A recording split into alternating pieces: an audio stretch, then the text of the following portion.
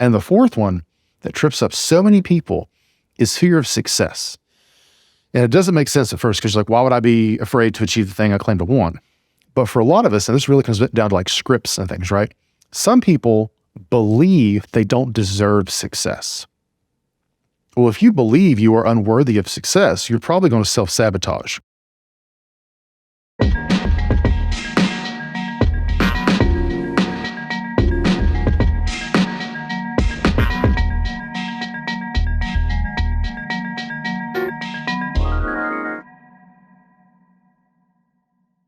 Today, I'm talking with Dr. Corey Wilks, who I'm really excited to talk to today. I think he has fascinating perspective, both from being in the mix in the creator economy and charting an unconventional path himself, and his actual clinical experience as a licensed psychologist.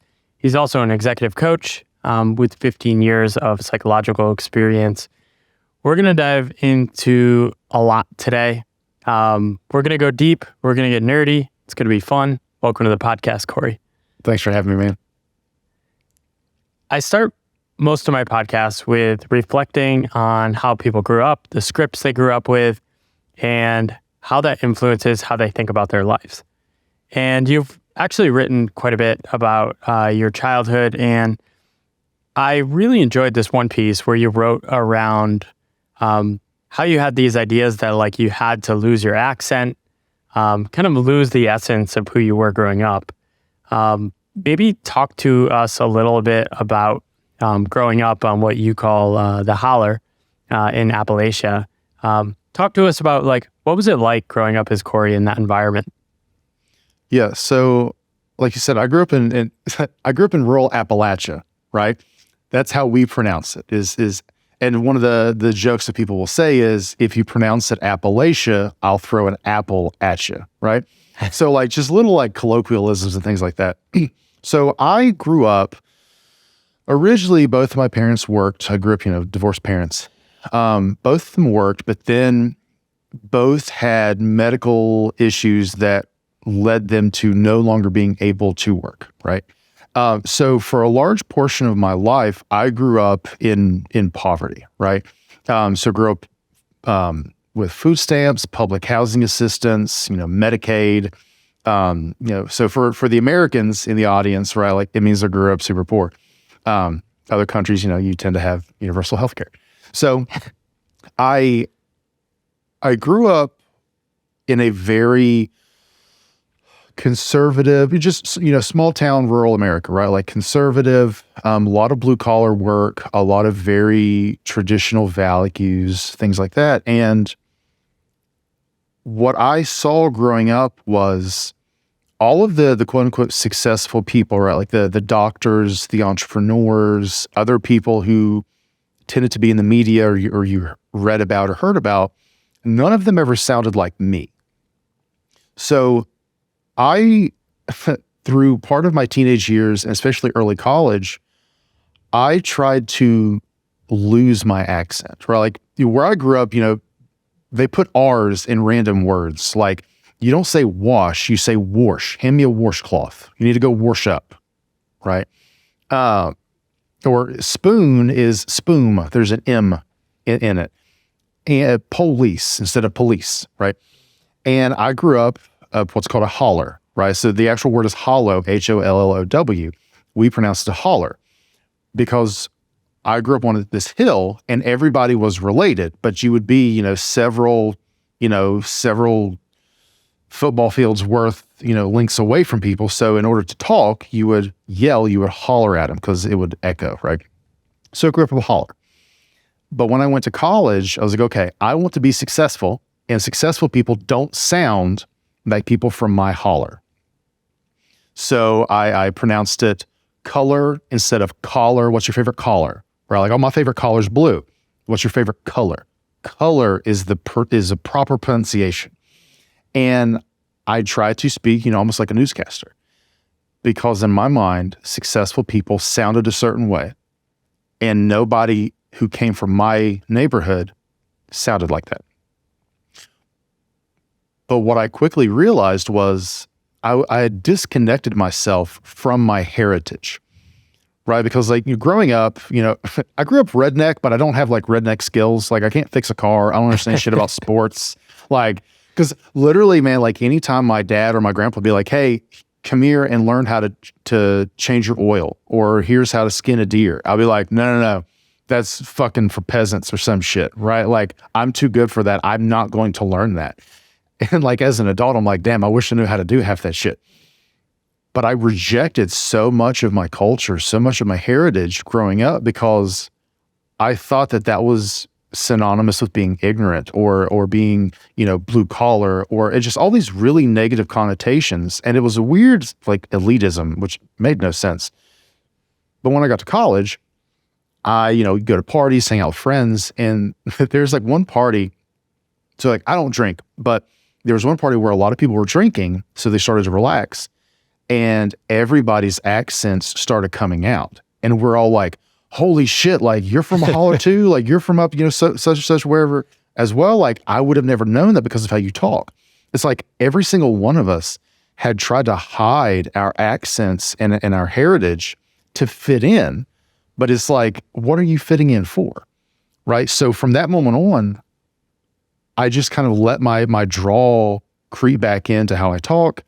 And I became more okay with who I was in my heritage, because it was like all the things that I love about, growing up and all the people I really care about, they're from this area. So for me to disconnect from my accent, from my heritage, it's kind of like trying to cut an arm off or something. Like you're disconnecting from the things you care most about. So I slowly gave myself permission to be me, and to embrace my accent, and to embrace, my upbringing. And that's made a world of difference, man, as far as embracing just my own authenticity, which has then led me to a lot of the opportunities over the last couple of years that I've had the ability to have come my way. A lot of that is predicated on embracing my authenticity, which kind of started with embracing my accent again. When I first came across your work, you definitely stand out as sort of a one of one. And I think people look at that, and when people are charting their own paths, they try to aim at, oh, I want to be like Corey or be like someone else. But the truth is we can't actually do that, right?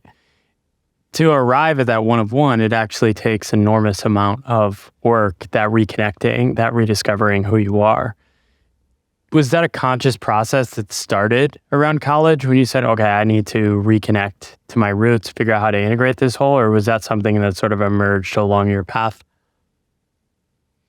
It started in undergrad. Yeah, it started, like I said, by realizing that so many of my friends, because like I was the first person in my family to go to college, like specifically to get like a 4-year degree. Like my mom has like a junior college degree.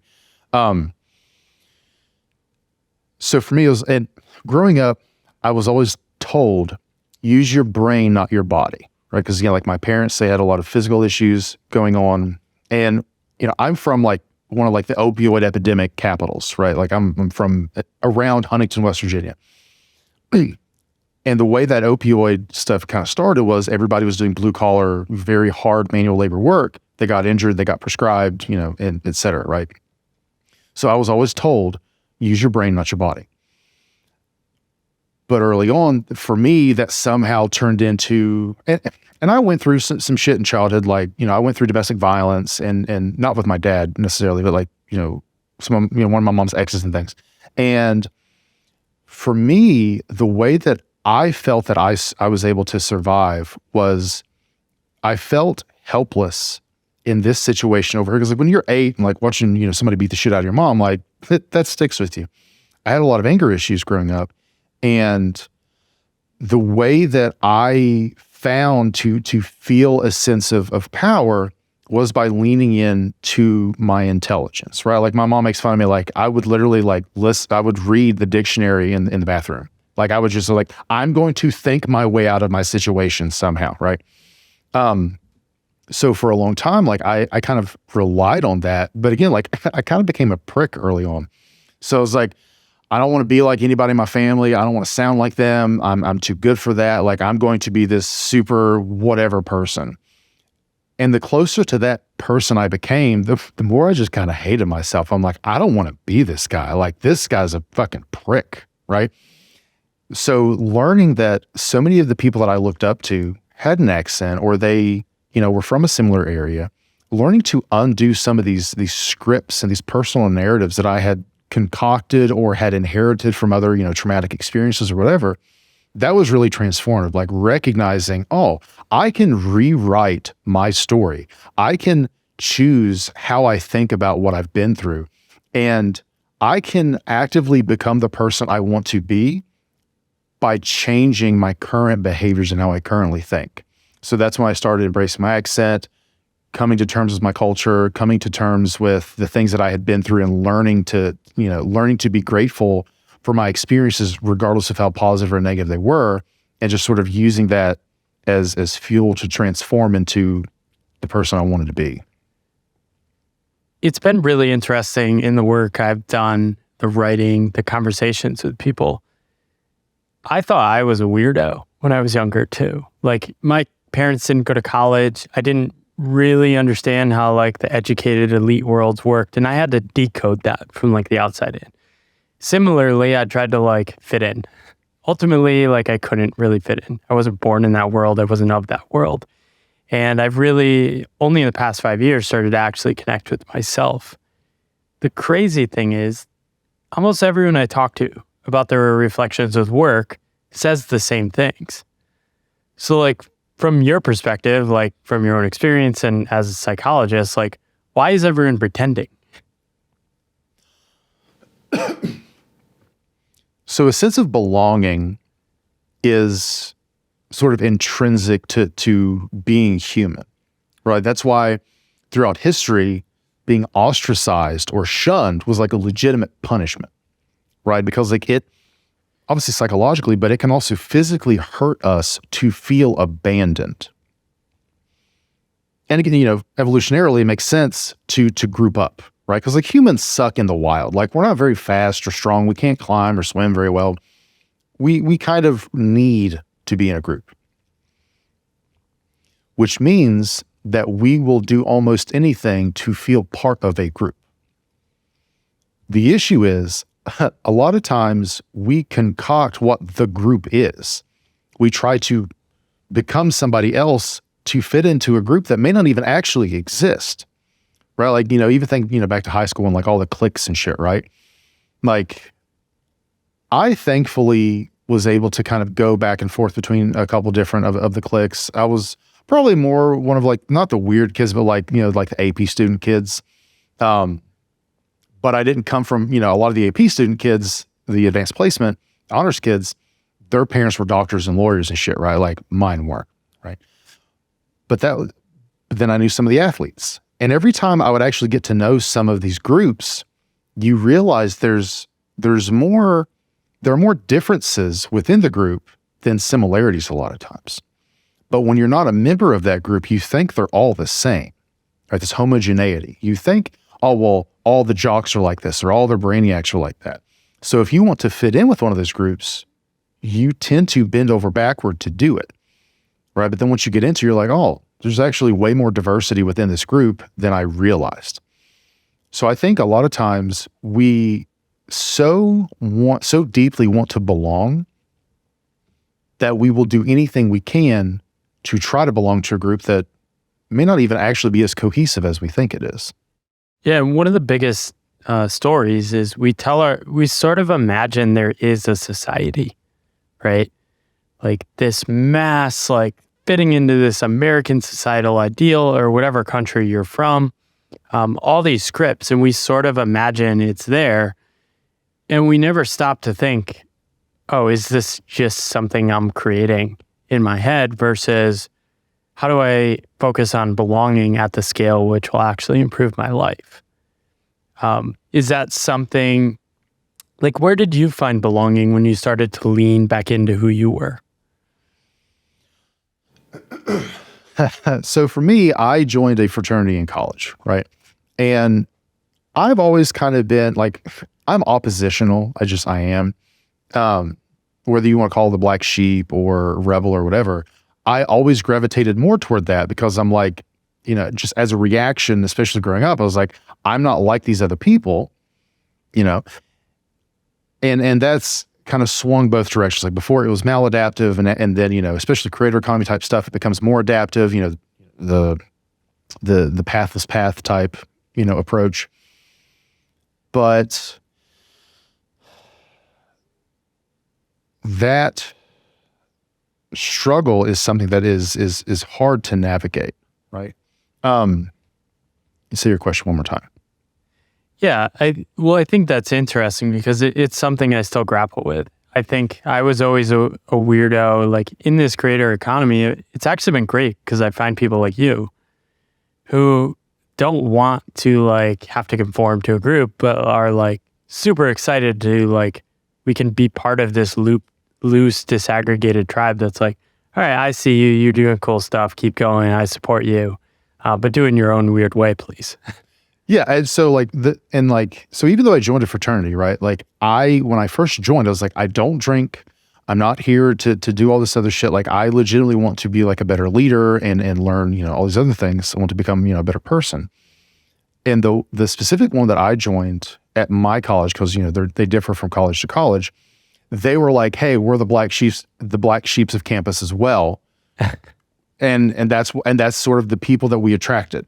Right. So like, even though like we were all under like the same banner of like, this is our fraternity, within us, we're like, yes, but we're for the outliers. Right. Which, whether that's true or not, like every fraternity thinks they're unique or whatever, but that was what attracted me to it. So I learned this idea of like, we can be under a similar banner, but be very, very different.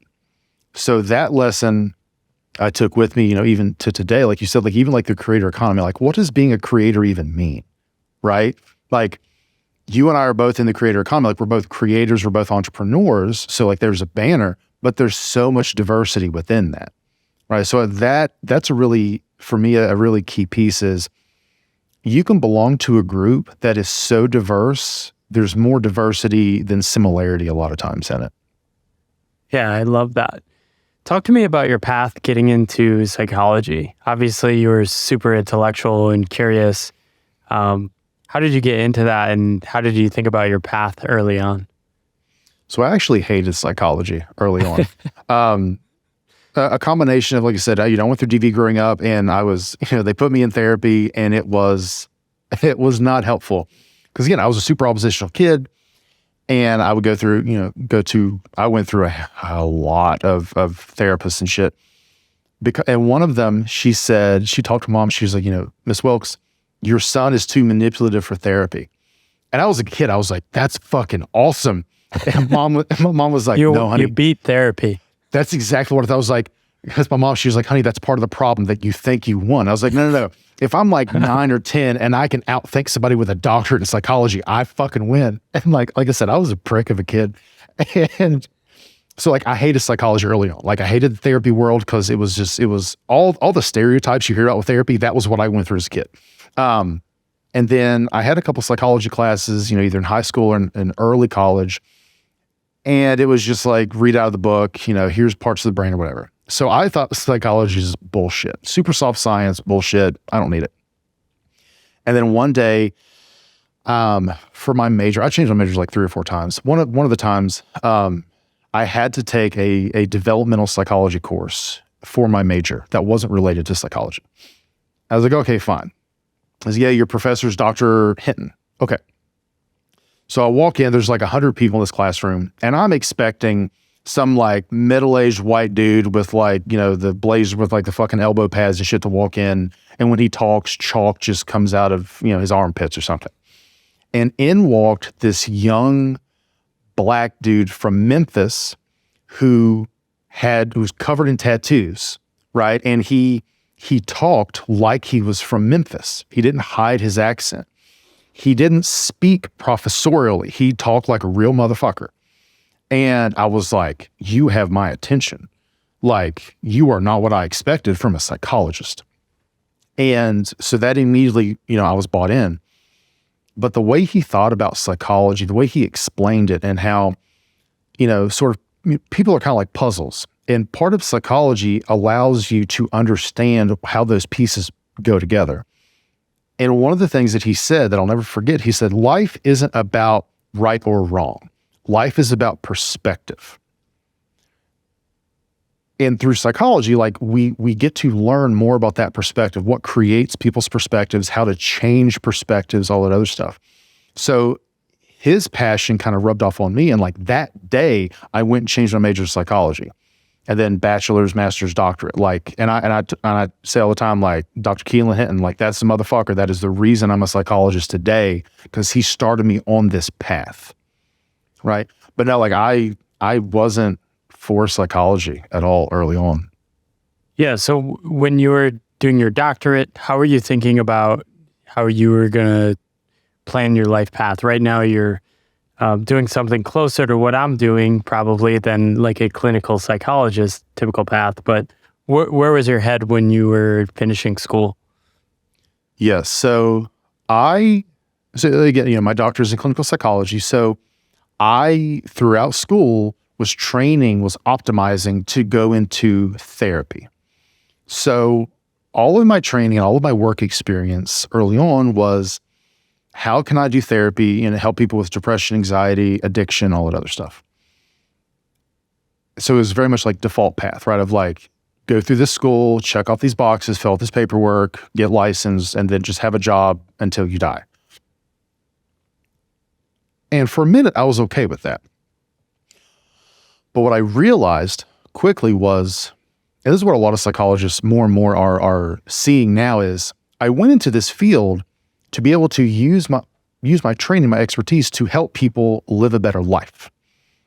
But I wasn't allowed to really do that. And this is specific to America. I can't speak to psychologists in other countries, but insurance rules all.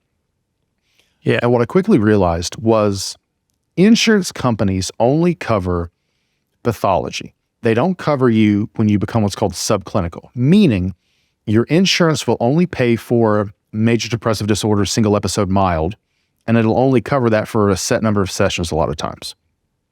Well, my job as a therapist is to help you become subclinical, to no longer warrant that diagnosis.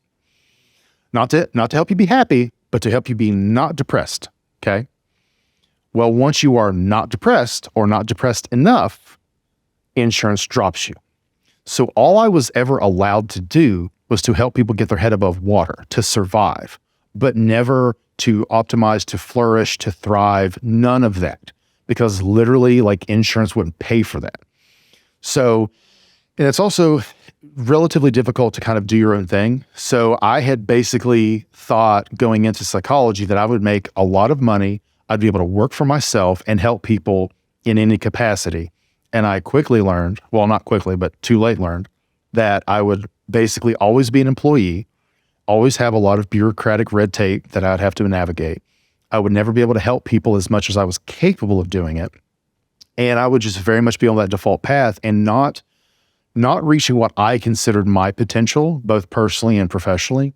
So I quickly became disillusioned with that path.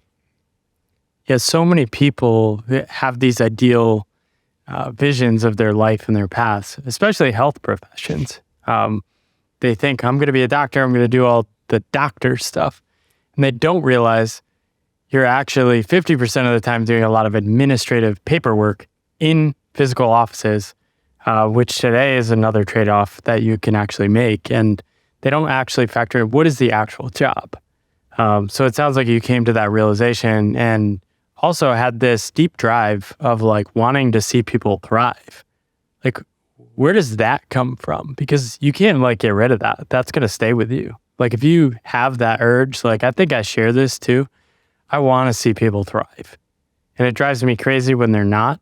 And if something's holding me back from helping someone get there, like I'm going to go crazy. Like, where does that drive in you come from? Yeah. So two things. One, the therapy world and medical field overall too defines wellness as the absence of illness. But just because you're not sick doesn't mean you're healthy, right? I didn't even know that. That was such a blind spot because everybody around me, we all defined it the same way. Until I got into coaching, I realized, holy shit, like wellness is its own separate thing.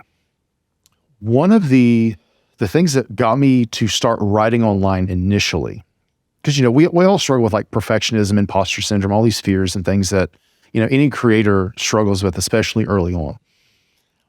You know, I probably wrote for 2 years before I ever hit publish on anything. I was like, oh, I gotta be a little bit better, gotta, you know, whatever. All the bullshit we all feed ourselves.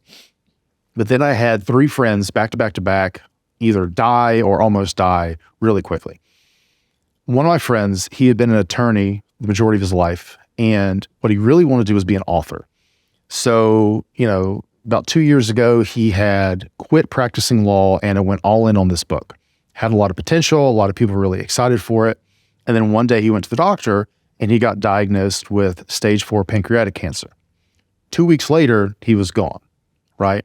And like part of like the obit for him had, you know, it kind of referenced like, you know, it's tragic, but his book remains unfinished, right? And like it as a writer, like that's a fucking nightmare, right? Like to die with a book half done, right? And or anything half written. And then I had, you know, another friend, same thing, like he had wanted to write, finally started a creative writing degree, and then a year in also had a major medical issue and then died. Third friend, worked her whole life, default path type stuff, and had retired early to enjoy her health. And within the year, she was diagnosed with like metastatic breast cancer and is just on like long-term palliative care, right? So I got so pissed off because I watched both, you know, growing up, you know, throughout life, people putting things off or letting limiting beliefs and other things get in their way.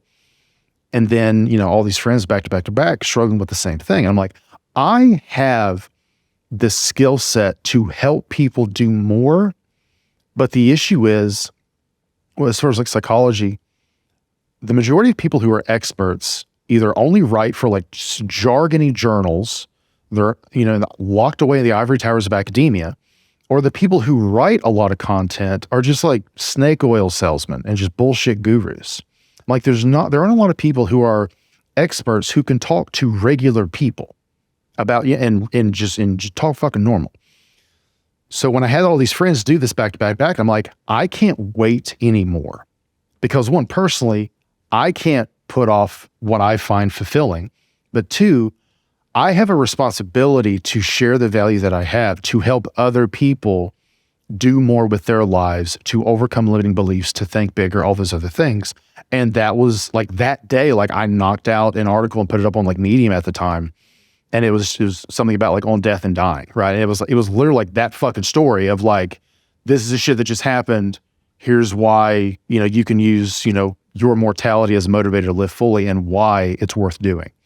So like from that moment on, that's my whole thing, man, is like too many people put off a fulfilling life because of fear or limiting beliefs, and then they die regretting it. So my whole mission in life is to help as many people flourish or build a fulfilling life and business as possible, because we get one go at this. So like that is my primary mission. What do you see as what are the most common limiting beliefs people have that hold themselves back? And which ones do you think probably make more sense? Like, I think some of these limiting beliefs, we do protect ourselves. I think one thing I tried to pull out in the pathless path in taking unconventional paths is that it might be awesome, but it might also suck, right? So like, it might be worth it, but it might also be incredibly painful, at least in the short term for like a long stretch of time. I think so much we read, and like, this is why I appreciate your perspective so much, is like, oh, change your life, become a millionaire. It's like, nobody's actually writing the truth.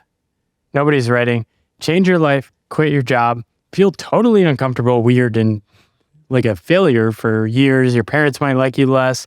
And then maybe you'll stumble upon the like payoff. So some of our limiting beliefs are sort of like protecting ourselves from them. But what are the ones that like we probably should retire or move past? Yeah. So two things. One, on your point of, you know, it'll probably be uncomfortable for a minute. So there's this term most people probably haven't heard of called eudaimonia. Right? I don't know if it's Greek or Latin or what, probably Greek. I think it's Greek. Yeah. So you've probably heard the term like hedonic or hedonism, right? The hedonic treadmill or hedonism, sex, drugs, and rock and roll type shit, right? Things that are very superficially, immediately pleasurable are hedonic, right? Well, the root for hedonic is hedonia, which is just pleasure seeking, right? So from a clinical perspective, one of the hallmark symptoms for depression is anhedonia, meaning a lack of pleasure in things that used to be pleasurable, right? So hedonia is, if it feels good right now, do it. Eudaimonia is more long-term thinking.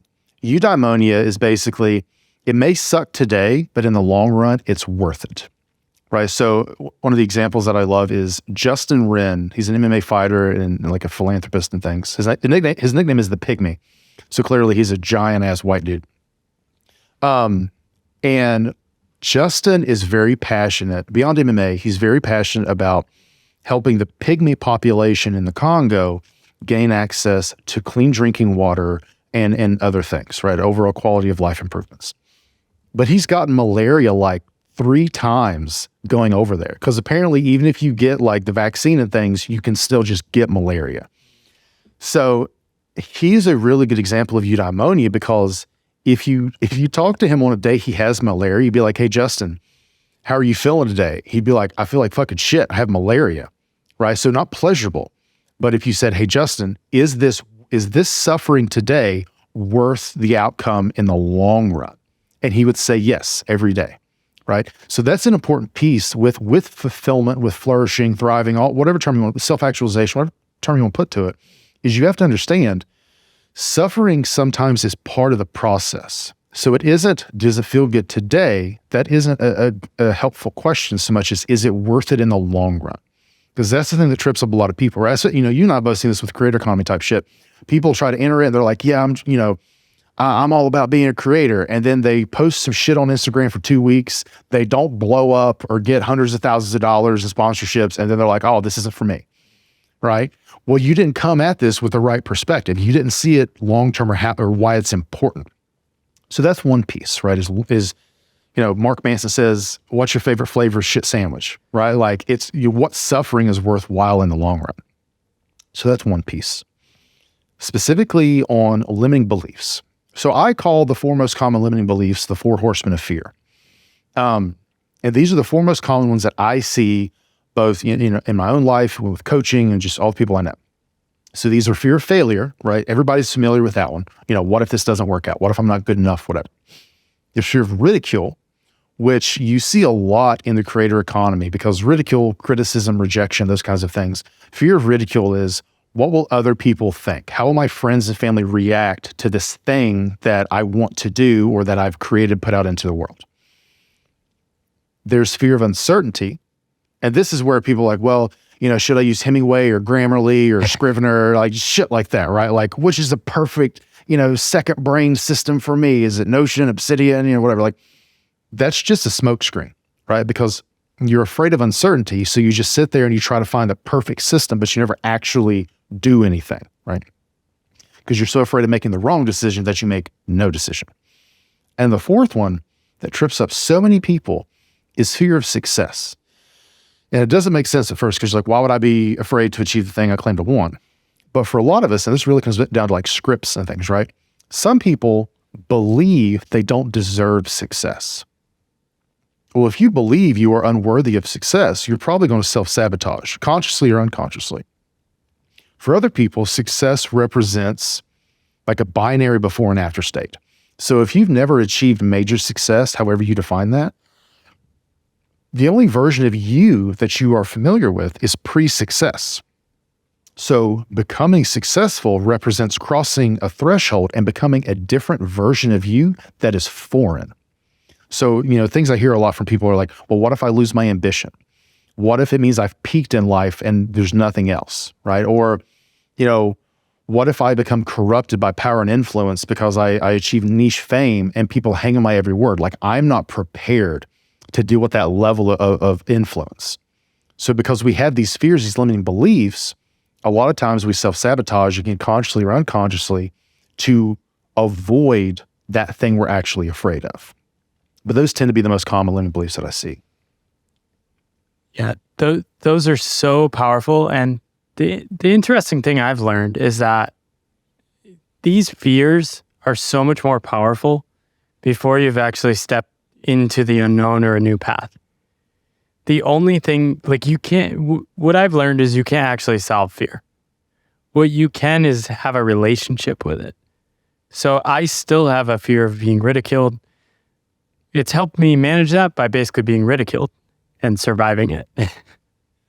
Right? I don't really have a fear of uncertainty. The thing that helps me manage that is basically just like surviving to play another month. And the longer I go, you sort of forget that this isn't normal. The fear of success, super fascinating. I think I've really been contemplating that one over the last year. I'm 5 years into this journey, and I've been trying to ask questions like, what is a more ambitious version of my path? What is the version of the path people could root for? And I have this legacy of like, I had this idea I didn't want to create another job for myself. But I think part of that was useful. Part of that was useful in giving me space to reconnect with myself. But I think part of it was me wanting to slow myself down because I was scared. And I've finally come to terms with that, which is all to say, like, we never fully solve any of these. Is that your experience, that you just basically keep questioning and reflecting and learning to dance with them? So two things. One, ultimately, we fear the unknown, right? So when you make the unknown known, or at least knowable, you sort of rob fear of its power over you, right? And as for some people, that means leaning into it, right? Like if you're afraid of ridicule and then you become ridiculed, you're like, oh shit, I didn't die. Like I can deal with that, right? Like I can recover somehow. All right. So that makes it a lot more concrete and approachable and just manageable. But the other thing is like, these fears cycle. Like you may conquer an element of them, but they're always coming back up, right? And it isn't like, okay, I no longer have fear of failure. It's like, well, you could have overcome that one and then cycled through a couple more, and then this new thing, that fear crops right back up, right? They're always coming up in some iteration. And that's why, like you said, like it's important to develop a healthier relationship with them, right? Can you use this fear as fuel of like, oh, well, this is an indicator that I'm on the right path, because if it's super boring and I'm not inspired, fear doesn't pop up. But if I'm really emotionally invested because I know this is a really valuable thing for me to do, logically fear is going to pop up, right? So the fact that fear is popping up may mean I'm on the right path for me right now. Right? That it could be an indication, right? Or maybe this fear fuels you of like, okay, well, I would rather deal with this fear than complacency, right? The whole like, comfort zone and growth and all that conversation. So a lot of times it isn't about completely removing fear. It's diminishing fear to the point that it doesn't hold you back from doing meaningful work. I love that. This would be a good way to transition to your own leap. So you decided to leave clinical psychology and chart your own path in 2020. What were the fears about taking that leap you were dealing with, and how did you decide to embark on this new path? Yeah, so the advisable way to go into entrepreneurship and the creator economy overall is do it as a side hustle, and then once you have a certain amount of income, then you leave your job, right? I didn't get that luxury. I want to pause on this. So I think that's actually like, I think some of that advice is overrated. And maybe you're like me, but like I didn't have the capacity in my state, in that mode of like working full time, to actually generate enough enthusiasm to do the side hustle thing. I had a couple experiments that I was like proof I could do other stuff. But I'm like you, I had to rip the Band-Aid and get some space. So I'm actually starting to think that like we're more normal, and that this like myth of like creating side income is like, I feel like that's a very small percentage of people, but I just wanted to hone in on that, but you can keep going. Yeah, no, and that's what I was going to say. Like that isn't the path I took, but if you're like super anxious about that, that is a more approachable way to do it. But also, man, for me, like I said, like a steady paycheck goes a long way to keep you from doing meaningful work, right? Because there's such an opportunity cost to quitting that job, right? And that's the thing a lot of people don't talk about with this, that whole fucking conversation is like the opportunity cost is monumental, because not only are you not making that income anymore, you got bills to pay, right?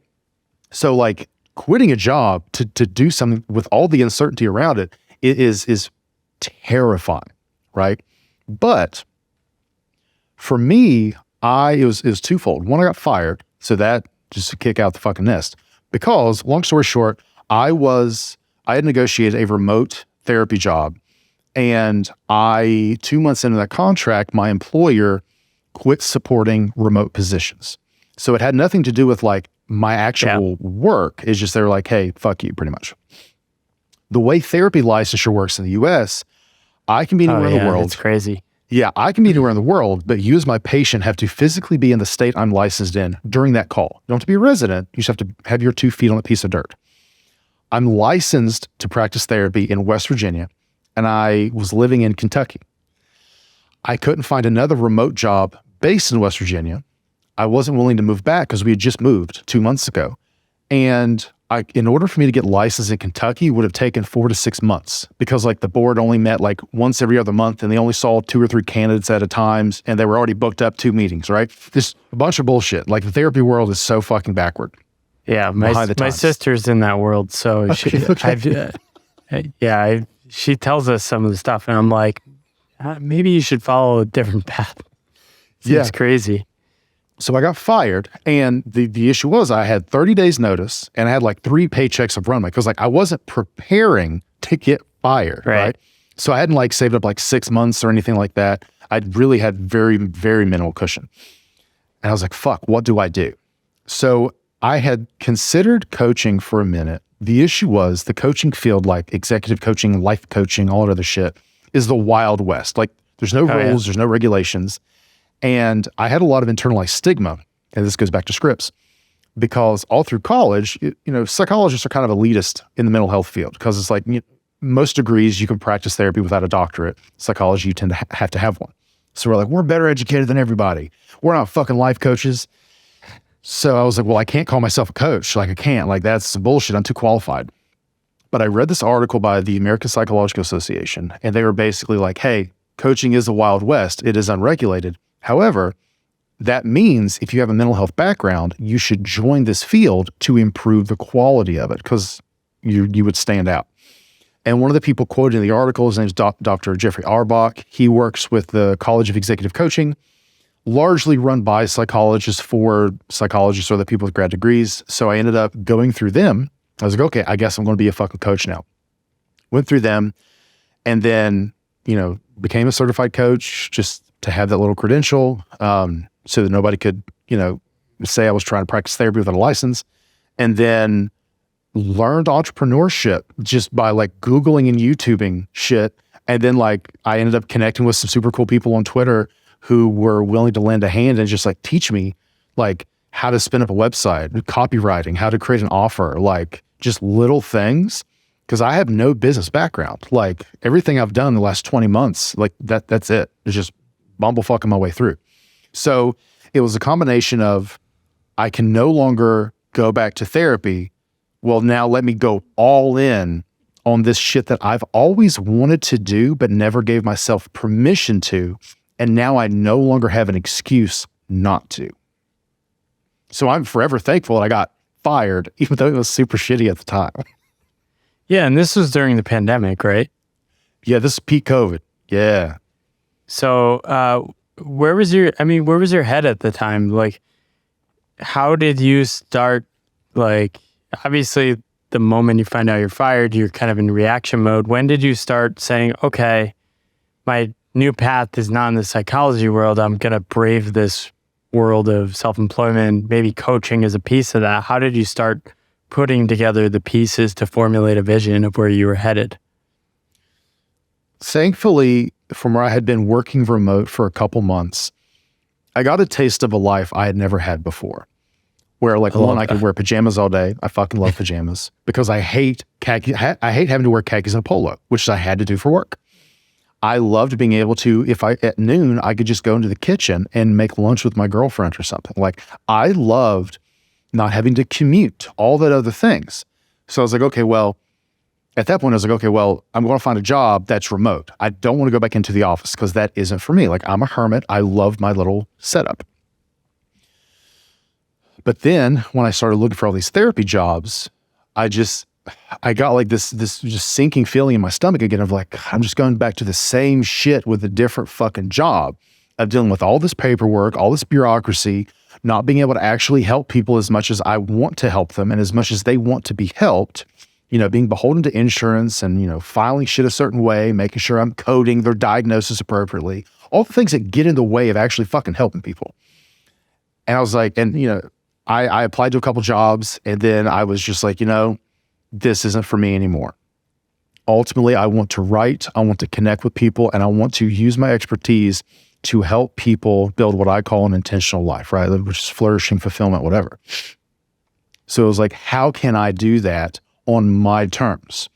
And the most logical thing was entrepreneurship. Create your own business, and do it yourself. Quit waiting for somebody else to give you permission to give your value to the world. And that was just like, okay, I don't know what the fuck I'm doing, but I'll figure it out.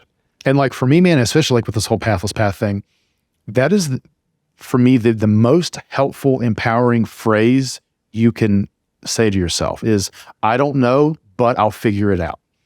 Right? Like none of this bullshit of like fake it till you make it. And also, I don't know, but I'll figure it out. And just taking an iterative mindset, an iterative approach has helped me so much to overcome imposter syndrome, perfectionism, all these other limiting beliefs. Because it's like, yeah, I don't know what the fuck I'm doing, but I'll figure it out. I feel like that could be the title of your future book. I don't know what the fuck I'm doing, but I will figure it out. It's so simple, but it's so profound.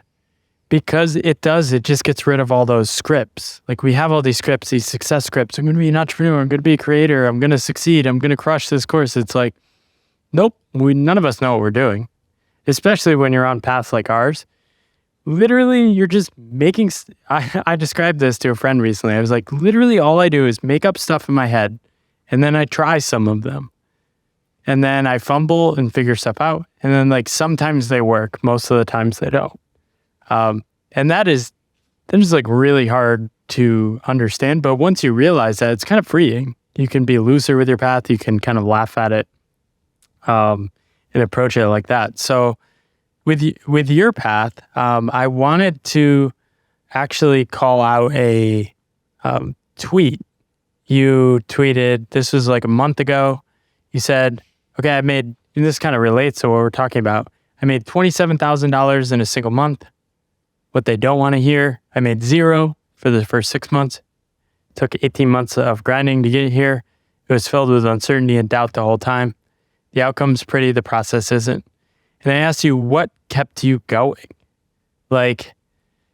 And this is hard to put in words because I think it was similar for me. Like, I was telling my aunt the other day, she's like, I'm so pumped you're like finally making good money and feeling good about your path. I'm like, yeah, it's crazy though, because I felt so stupid and I couldn't actually explain to anyone where I was headed, but I knew deep in my heart that like I was headed somewhere interesting or at least worth following, even if I failed. What kept you going?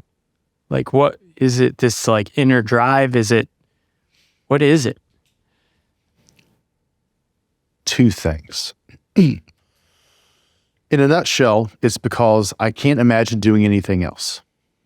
So I am willing to accept whatever sacrifices are necessary to do it. Okay. Longer version is, so I'm a huge fan of the Stoic concept of memento mori, right? So, remember death or remember you will die. And it isn't meant to be depressing or whatever. It's meant to say, hey, use your mortality as a motivator to live fully, right? Like this little skull in my background, like my whole right tattoo sleeve is dedicated to Memento Mori. And so I got fired in December. And then in January, a couple weeks later, I I thought I had a hairline fracture on my leg. So I do martial arts. So like big, bruises and fractures, sometimes you get them. So I was like, oh, fuck it, I'll walk it off. And it actually ended up being a really bad infection. I waited too long to go to the doctor because I was like, oh, it's a little thing, it'll go away. By the time I got there, they were like, hey, you have a super bad infection. It could get into your bloodstream or your bones. And if it has, you could die. This is peak COVID. So the hospital beds were full. They couldn't transfer me to surgery. And the IV drip for antibiotics they had me on, I was unresponsive to.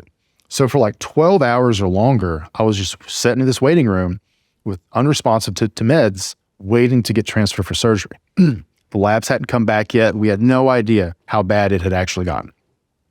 They finally transfer me, and I'm going to be, sent up to surgery the next, in the morning. This is after visitor hours, right? So I was just alone in a hospital bed at night, and it was like snowing. Like my girlfriend had to like go home and like in super dangerous roads and shit because they wouldn't let her stay. We're only a couple months into living in a new place. I don't know anybody. And I remember thinking, because all I had for company was like this beeping machine and the occasional nurse checking vitals and like taking blood or something. And I remember sitting there at a hospital bed thinking, I could die tonight or tomorrow. Like this could be my last day. And I asked myself, if this had been my last week alive, am I satisfied with how I spent my time? And for me, this was a much more effective thought experiment than, well, what if you have 30 days to live? That isn't helpful because if you know shit's going to happen, you can be like, oh, I'm going to go to fucking Vegas or skydive or party up. Like that isn't helpful. But if you can only look in retrospect, that is way more powerful because immediately you can see all the bullshit you let into your life that you didn't have to, all the things you did out of a sense of obligation. That week, I looked back and I said, I spent time with loved ones. I wrote, I was working on this new project that gave me, tons of energy, and I got to train. If this is my last week alive, I am satisfied with how I may go out. I don't want to go out. Now I want more time. We all do. But if so, I'm satisfied. And ever since then, every week I ask myself that same fucking question. Because any week that the answer is no, I'm not satisfied, I look at all the things that are the reason why that's my answer. And then I say, okay, next week, whatever is within my power to change, I'm going to fucking change. So anytime I say, well, I really wanted to do X, but fear got in my way. I allowed fear to get in my way. Or I allowed all this bullshit, I overcomplicated it or whatever to get in my way. I immediately say, fuck that, not again, right? So for these months that I wasn't making, money and I was coaching, volunteering to coach and you get testimonials and shit, whatever. I was like, look, this is filling me with so much fucking energy and I'm, Memento mori type shit. Like, what the fuck else am I going to do? I will eat beans and rice for a minute if I fucking need to, because this life, money aside, is the most fulfilling thing that I can think of for me and is the best way for me to share the value I have to give to the world. I will accept nothing less than this, regardless of the price tag attached to it. So if I make $100, if I make $20,000, cool, because I know what I would do if I never had to worry about money again, because I know what I did when I didn't have money. It's the same shit. The only difference, like if I made like fucking millions of dollars or some shit, I'd have more pajama pants and eat sushi more often probably. Like that's it. Like my day-to-day life, I just want to fucking write, hang out with cool fucking people like you and help people. That's it. Maybe travel more. That's it. It's so true. That resonates so much with my story. And the thing I'm curious about is so many people sort of know what the gaps are in their life or what the things they want to change. How do you develop that capacity to actually implement it, right? Oftentimes it does take these crises, right? These health crises. For me, it was a series of health crises and losing people in my family that were like, wake up, Paul, you have to actually do what you say. Otherwise, you're a bullshit artist. But how do you start to develop that capacity to actually turn these reflections of what we want to be different into change in our lives? So a near-death experience is a great thing. I recommend to nobody, right? Like I don't recommend doing it, but it's super fucking powerful. And you see that, right? Like everybody who has a near-death experience, they're like, shit totally changed, right? I'm more grateful. I'm more present, all this other shit. So it's like, how do you bottle that? How do you get the same mindset shift without risking actual death? And that's hard to do. Obviously, you can, study philosophy, Memento mori, or pick up a book on it or some shit. I think there's a new book. It's called like 4,000 Weeks or some shit. Somebody recommended. I haven't checked it out yet, but like things like that, Tim Urban has talked about on, Wait But Why or whatever.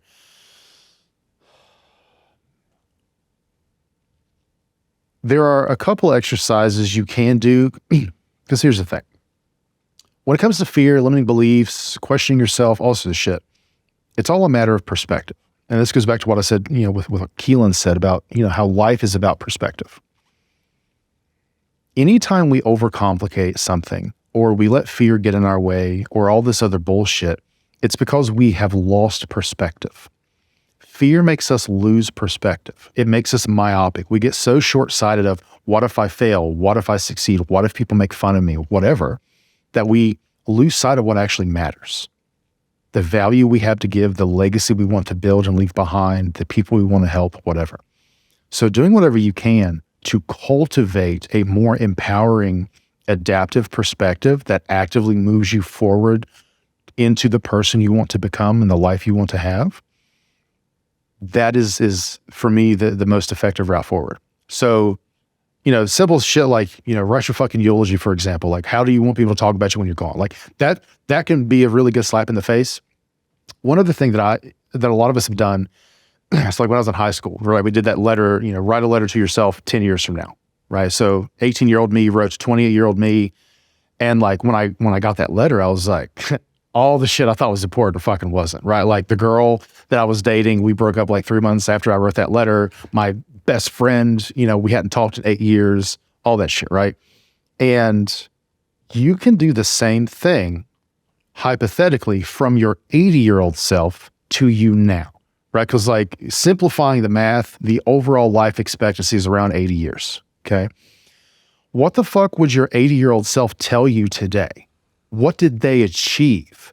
How, do their children or grandchildren speak about them? What kind of person, what kind of man or mother or whoever are they, right? What did they think mattered at your age that turned out to not matter, right? And all that exercise does is help you develop a longer term perspective and see things beyond your current worldview. That can be very powerful, again, to just help you see things from a different perspective than your day to day. I love that. It's so powerful. I think these kind of exercises have been great for me too. I sort of go through these exercises and it does actually enable you to take these different perspectives. It sounds like you're integrating a lot of your experience in the one-on-one coaching and one-on-one therapy work that you've done into your course, Intentional Life Design, which I love that you're teaching. I sort of like created something like this a few years ago and I don't really run it. So I'm glad you're running it and I'm like all hands, like ready to support you however you want. How have you found like applying these things to a group online experience, which I think is so powerful because these virtual online experiences, I think are the future, like learning for adults. And it seems very silly to outsiders right now, but if you're in the mix, you're seeing like, oh my gosh, people are being transformed. And you keep seeing the same people.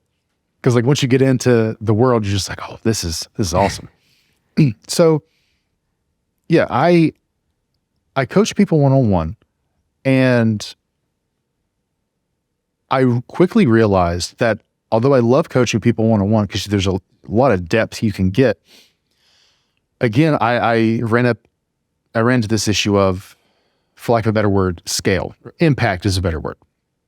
I couldn't have the impact only seeing people one-on-one, only helping people one-on-one.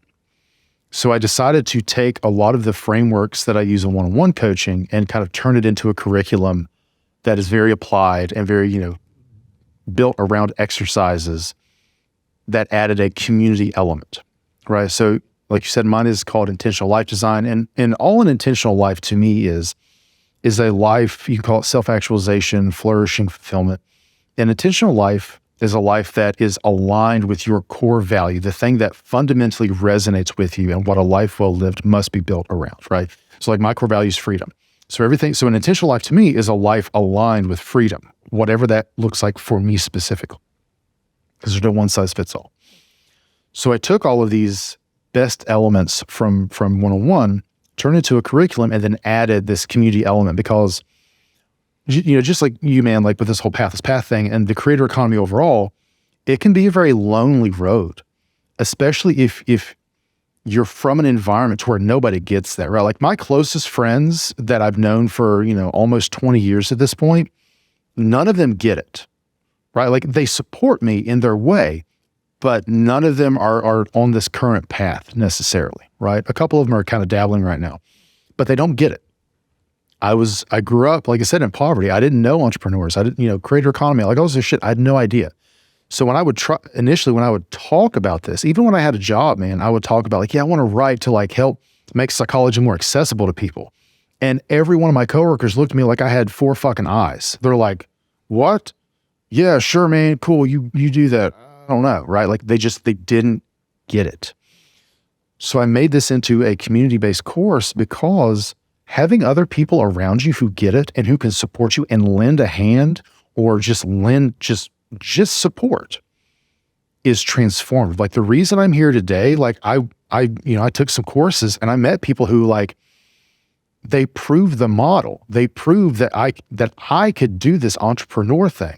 Because even if I question myself and even if they weren't in a position to give me specific feedback, the fact that I knew a real fucking person who made this work kept me on this path, right? So that's why I had this community element. It's a bunch of people who are dedicated to being more intentional with how they live, work, and create, whatever that means to them. Because that's, man, like for me, community is where it's at. Like people can copy your content. Content's cool. Like it's got to be good, but you can Google most of this shit, right? The community is where the real transformation happens for a lot of people. Yeah.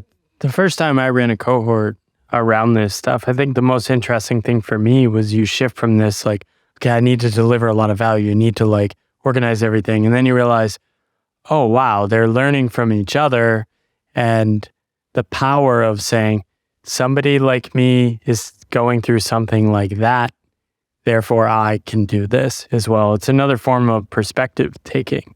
It can radically shift your experience. I think my wife, Angie, went through Rite of Passage and went through some of the mentor sessions with you. And that was so transformative for her because I think she had similar scripts. She's an outsider to the US. She's from another country. And she had these ideas like a successful person looks like Paul, it doesn't work like me, but like a successful person like looks like Paul, but like is in the corporate world making good salary, talking in a certain way. And actually the mentor session with you, where you were like, actually you can just show up as who you are, accent and all, and bring that to alive. I think that was so freeing for her. So I know she would thank you. And I think one interesting thing, like I wanted to ask you, I think you have such an ability to sort of mirror the people you're talking to and give them the lens and the feedback that they need. You're good at like ramping up or down the F-bombs based on who you're talking to. Thanks. Like I noticed in your convo with Chris Williamson, a lot of F-bombs on modern wisdom. Makes sense for his energy. In this one, I'm noticing a little less. How do you think about like what sort of energy you're bringing as the person that's reflecting back and helping people grow? So this is one of those, I guess, skills that if you practice it enough, it becomes just inherent or intrinsic, right? Yeah, it seems very genuine. I don't think it's something you're like trying to manipulate or anything. Yeah, it's so originally the therapy world, right? We call it building rapport. right? Because whether you're doing therapy or coaching or anything like that, your primary job is to create an environment where people feel safe to be vulnerable, to be authentic. And the way you do that is through connection. And this goes back to our original conversation around authenticity. Early on, I was told I needed to be a certain type of person, right? Like, don't cuss, don't show your tattoos, dress a certain way, be more formal, whatever. And every time I tried to do that, I felt so inauthentic that it got in my way of connecting with other people. And over, the last 15 plus years or whatever, I've really tried to completely do away with that script and say, who the fuck am I? And how can I use who I am most authentically, but also being professional, right? They're not mutually exclusive. How can I use my own authenticity to give other people permission to embrace their own authenticity? So I talked to Kevin Shin about this the other day, because Kevin's making a name for himself, big into like the studio setup and things. And that was something he and I were talking about, is like, when you embrace your own authenticity, you give other people permission to embrace their own. Because fundamentally, all we want is to be ourselves and to be accepted for who we are. So I try really hard. I don't actually. I try very genuinely to embrace my own authenticity. At this point, I'm not trying hard. It's just who I am, right? So that for me has been really transformative. And it all started with, you need to build rapport with people. Here's how you build rapport. You practice active listening, and you ask open questions, and all the classical skills. But the whole purpose of all of it is, how can you form a connection with somebody? So for some, and mirroring is a really good way of describing it, right? Like I don't think about it as mirroring, but that's a great way to describe it. Of like, who is the person in front of me? What do they best respond to that coincides with an aspect of me and my authenticity? So yes, sometimes it is cussing a lot. Sometimes it isn't. Sometimes it's making certain jokes and not others. It depends, right? But it's very much like, we contain multitudes sort of deal. So there isn't a one version of you. There isn't a you. There's versions of you, right? So that to me is sort of how I approach it, is what aspects of me would best connect with this person that would help them feel comfortable being who they are. Yeah, and it seems rooted in you care. Like, you care deeply. That's the authentic version of you showing up. A powerful lens for me has been basically figuring out who I'm not serving. Because when I'm trying to pretend or trying to be someone I'm not, that's when you start committing to things you're not actually good at, you can't deliver on. And especially as a creator, narrowing in on, okay, I'm not trying to help people in traditional jobs who are crushing it. I don't know how to help them. I sucked at that. But I am happy to help like unconventional weirdos who are taking some sort of creative path. And in that mode, I can show up fully as myself. Have you had to define like who you're not working for as well? To an extent, yeah. So I'm still not like niche down right enough. I'm sure that just doesn't really jive with how I think about things. Yeah, it's a constant. For me, it's been more of a process of like just committing deeper and deeper to what I care about, rather than like defining a niche. I let my curiosity guide me. I want some people to be offended and stop following me, in the sense that like, well, my curiosity changed. I'm not going to keep talking about that. You need to go find someone else. So that's a super good point. So two things. One, I chose to write fully under my name. Some people use a pseudonym, right? So one of the women in Rite of Passage, her name's Charlie Bleecker, right? Yeah. Charlie isn't her name, right? Yeah, I love her writing. Yeah, so Charlie and I take opposite paths for the same reason. She uses a pseudonym because she feels that allows her to be more authentic. I use my full name and credential because I feel it removes all friction for me. Because early on, I tried to write, not under a pseudonym, but like under like more like a business name. I was like, oh, this is, my website. This is what it's called, da, da, da. And I felt like I was shoehorning myself. I was trying to force who I was through this, and it just created way too much friction. So finally I was like, I'm just going to write under my fucking name. My website is going to be my name. And this is me. There's no pretense. There's nothing. This is who I am. And that freed me. Because like, if I want to talk about something else, you're here because of fucking Corey Wilks. Like, that's it. Right. That was really freeing for me. But the other thing, as far as like, how do you send out the right signal to attract the right sort of, people, right? With creator economy, it's great because you don't really have to fuck with like a resume or CV anymore. Every piece of content you create is a living portfolio. So people know who you are and how you think. And this is one of my biggest pieces of advice for like people who are aspiring coaches is just fucking write.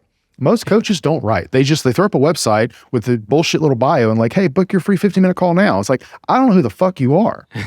Like, I don't know how you think, how you problem solve, how you approach anything, right? Writing alone will set you apart from most coaches. But so for me, I'm like, you know who I am. When you see my profile picture, right? Like, I need to get more headshots because you told me I need to smile in them more. But like my profile picture isn't some shit you expect to see on LinkedIn. It tells you immediately, like, I'm not a corporate guy. I don't wear suits and shit. Like, I rarely do. And, on Chris's podcast on Modern Wisdom, after that episode, I had an editor from Psychology Today reach out to me and he was like, hey man, I really liked what you had to say on that podcast. Would you be willing to write for us on like human flourishing and fulfillment? And I was like, that's fucking cool. Like, I've looked up to Psychology Today for, since I changed my major. And I was like, oh no, but like, what if I have to like change how I talk or change, whatever. And then I'm like, no, this guy saw me on Chris's podcast. Yeah. He knows exactly who I am and how I think. There was no interview process. There was no changing who I am. It's like, you know exactly who I am. So all the people who come to me know who I am beforehand, right? Like, one of our friends, Art, he talked, he and I worked together early on and he was like, look, man, Nassim Taleb has this quote that basically goes, anytime you have to pick between two doctors, choose the one who doesn't look like a doctor. And he was like, that's why I reached out to you. Because you are different. You are clearly authentic. So that is the biggest piece of advice that I can give is like, when you create a portfolio of your work, people self-select. People know who you are. And the people who you resonate with come to you, right? David Perel's whole concept of like a serendipity vehicle type thing. That to me is probably the most transformative habit that I can recommend is just share who you are online and you will attract the right people.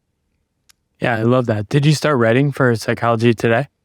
Yes. Yeah, I have like 4 articles up right now. Yeah. Amazing. I'll definitely link to that. And it's so true. I think this is something that is underappreciated. And I want to touch on the brand idea for a moment because I think we're shifting away from this idea that like we need to build these brands. And one of the failure modes I see in people taking an unconventional path or self-employed path is they think, I need to have a brand name for my company.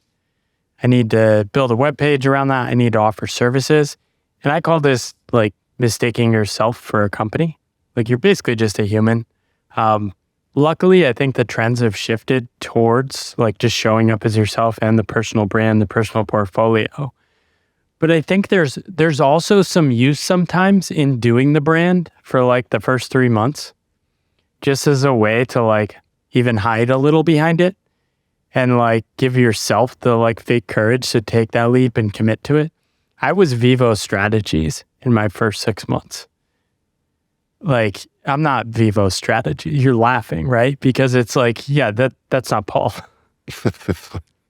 But it sounds official. Right. That was me still trying to play the game of thinking I had to be someone. And then quickly you realize, oh, they're just hiring Paul Millard as the freelancer. I don't need to be Vivo Strategies with my service offerings and transformation programs. It's just Paul who can help you with stuff, who's good at ABC. And there's so much power in that. And I think it's still so early and the writing is such a transformative vehicle.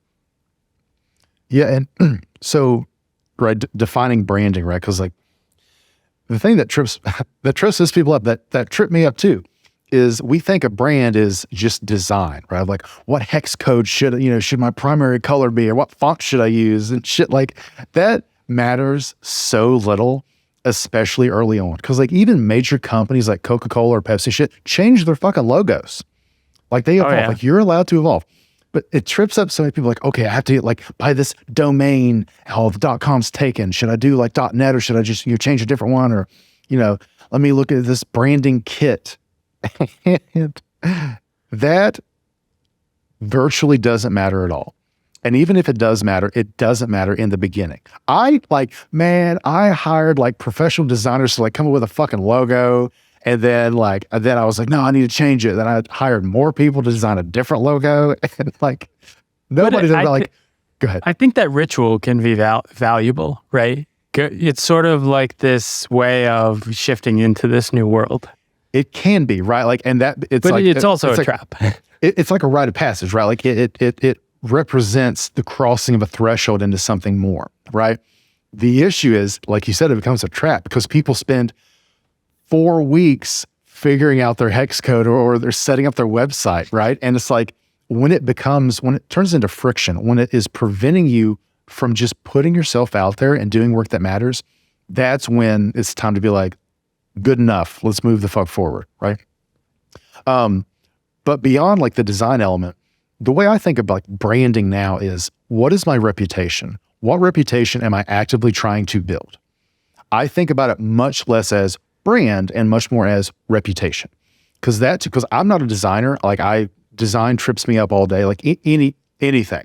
Literally, like you can ask my girlfriend, like if my girlfriend was like, hey, if we painted the walls this color, what would you think? I can't see it in my mind. Like I cannot, or what if we move the couch to this wall? I have no idea. I literally can't see it in my mind. I just asked Nate Cadillac any questions I have about design. So exactly, right? Plug for Nate Cadillac. Everyone needs a Nate in their life. Yes, 80-20 of design. But that's my thing, man. Is like, what reputation am I trying to build? That's it. So whatever piece, like if I'm going to put out a fucking thread or a new article, how does this fit into the reputation of who I am and who I want to be? That simplifies the whole process for me. That's such a good question. So a couple of rapid fire questions before we wrap up. One question I've been asking people is, do you have a path role model? Somebody in a path like yours, maybe they're far ahead of you, maybe they're not far ahead of you, that you admire and you're like, I like that path. I want to pick and choose some good things from that. So as far as people who inspire my path, Ryan Holiday, because, part of my path will be, writing books. David Perel, because he's doing phenomenal work with courses and creating a movement around online writing. And Ali Abdaal, right? Because Ali is same thing, doing really, making really big moves and helping people live their best life on their terms, right?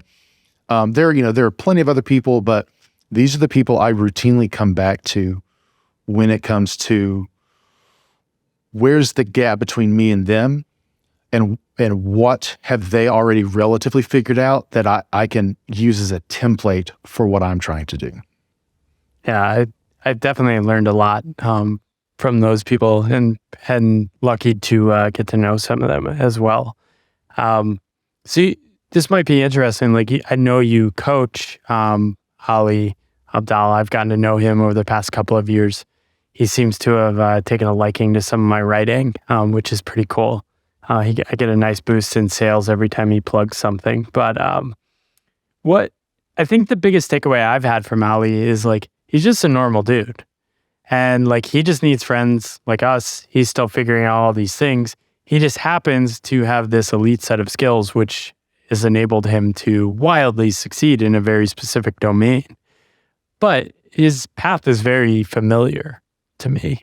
And you probably see behind the scenes a little more too, is like, he's still grappling with a lot of these questions and people sort of project success on him, but he's still very curious and trying to figure it out as he goes. Yes. Yet, like you said, none of us know what the fuck we're doing. Like fundamentally, none of us do. And like the only people who tell you 100% they know what they're doing are selling you some bullshit. Like that's just it. Like none of us fully know, right? We're all trying to figure it out. Now, you develop competency in certain areas and you develop confidence through that competency, but none of us fully know what we're doing. And once you realize that about people, it allows you to see people as people instead of paragons, right? Like you said, like Ollie is super accomplished. He is very intelligent. He has a team. He's financially, successful. All by most metrics, he's highly, highly successful. But he's still a person, right? You, me, anybody, Chris Williamson, we both know him. Like all of these people, Tim Ferriss, Ryan Holiday, whatever, all of these people, they're just people. And that is something when losing perspective. When we lose that perspective, that's when we become intimidated by people, or we say, well, there's something different about them that I don't have. And because I lack that quality, I can never succeed. We lose that perspective of they're a regular person. Yeah, we all have our own life circumstances for better or worse, but they're not inherently better than anybody else. What is something that's inspired you? Either a book, podcast, or could be anything in the last 6 months that's really stood out? 6 months, that's a better question. Because I was going to be like, 4-hour work week, like everybody else, right? Something that has inspired me the last 6 months. This isn't planned. You and your book, right? And like both me and my girlfriend, Rochelle was like, oh, tell Paul like I love his book. Because I got your book, right? You graciously gave it to me. And then I immediately was like, Rochelle, you have to pick this book up. Because she's getting her doctorate in criminal justice, right? Like she was on the default path. She was very, very much going to get a doctorate and then teach in academia. And she had started to become disillusioned with it. But then, she picked up your book and she's seen me go through all the trials and tribulations of early entrepreneurship and things. And then she read your book and it was just like, well, that's it.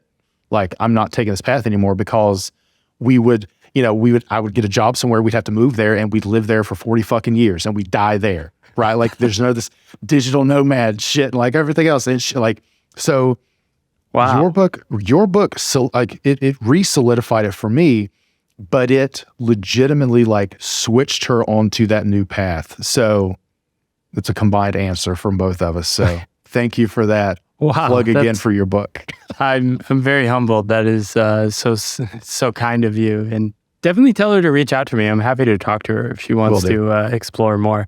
I always feel a little guilty when like people are like, yeah, I read your book and I'm going to not follow my life path anymore. It's like, well, maybe I need to start volunteering to help these people. So tell her to reach out to me. Will do. Final question is, you can go back to your 21-year-old self. I don't like giving the 21-year-old self advice because that screws with the timeline. Nobody really likes doing that. But you can plant a seed in their brain, right? A thought, a small phrase, maybe a clue they can find. What sort of seed would you plant in your 21-year-old self?